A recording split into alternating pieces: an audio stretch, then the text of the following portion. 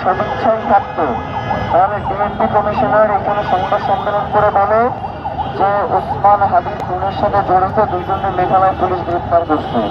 Meghalaya police বলতেছে যে একদম সেটা বানোয়াট কথা, এখানে কি আমরা গ্রেফতার করি নাই। তার মানে হইল যেটা যে তারা চায় যে এখন তারা স্থায়ী তাদের নোটিশে জনগণকে কোন সতর্কে বিভ্রান্ত করা যায়।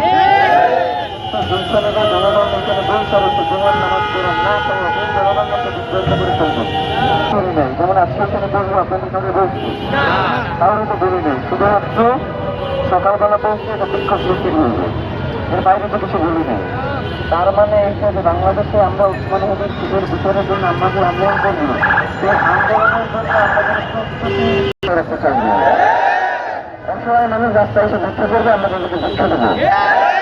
রাষ্ট্র চালাইবে হচ্ছে যারা রাষ্ট্র চালানোর পক্ষে, তারা কোনো অসহায় মানুষকে আমরা রাষ্ট্রের ক্ষমতা করতে চাই। যারা ওসমান হাবিব খুনিদের এখন পর্যন্ত গ্রেফতার